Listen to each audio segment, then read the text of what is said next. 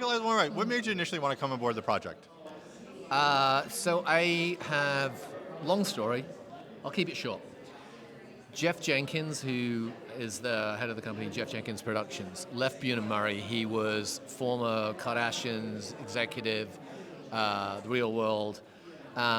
He left to set up his own company. I got a call from a company called Three Ball Productions, and they said, hey, Jeff's coming down, he's going to relocate with our studio. We need someone to help develop a bunch of shows with him.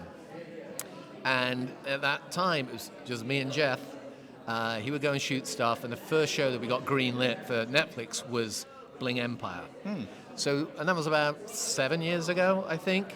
And since then, they keep bringing me back to work on their shows. And Secret Lives was the next one. I just finished, I think it was The McBees, Real American Cowboys, which is about a ranching family, 4 boys and their dad, still out, doing pretty well. And I rolled straight into Secret Lives fairly quickly after that. Now, Secret Lives, the thing is, there's so much gold in it, so much footage, great, wonderful footage. They're amazing, these But at the ladies. same time, you got to cut it. Like, you got to cut it down. So what's the process of you kind of weeding? Because you got to filter it down, and it must be difficult sometimes, the choices you have to make. So I had a look. I checked in with the AEs how much footage we have. And it's approximately 220 terabytes of data, which I worked out somewhere between 4,500 and 5,000 hours of footage. That's a lot. On the last two. It's a heck of a lot. And, physically impossible to go through everything with a fine-tooth comb. But we're really lucky. So Field works in the initial stages with the story team. So we have the story producers, and they put together what's called a string out of the scenes that they think are going to be in each episode. They kind of shape out the arc for the season. In theory, which is great, I don't think I've ever worked on an episode where the string matches the final product. Of course. So we're focused on the string gives you a starting point. It's almost like a blueprint, right?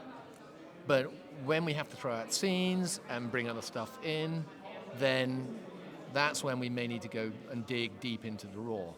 The other issue we have, though, is we're usually putting a cut out internally in a couple of weeks from starting. So 2 weeks for a cut of a show that's kind of coming in around 42, 44 minutes. It's a lot. I mean, we do it with a collaborative team effort, pretty much. Cool. And going back, we asked the origin story. When did you know you wanted to be an editor, that you could do it professionally? Man, I got all these long stories, so that is a long story. I started off in New York. It is. I was in New York, came to America, decided I wanted to work in film and TV. I was older. I wasn't, in my teens or 20s wanting to do it. So I started working on indie movies in New York. And then I realized that I loved, if I wasn't writing or directing it, and I've done a few things, that editing gave me the most creative input that I could have on a film or a show. So I started getting more involved with that, and I got a job with Nickelodeon, or Viacom really, doing promos for all Comedy Central Nickelodeon shows. And that's what got me into editing, and I did some feature films, and then ended up developing a lot of shows for ABC on the scripted side. You've seen The Good Doctor, Quantico, American Housewife, a whole bunch of stuff. And like I said, coming back, then I got this call 7 years ago, hey, come and help work some development with Jeff to set up these unscripted shows.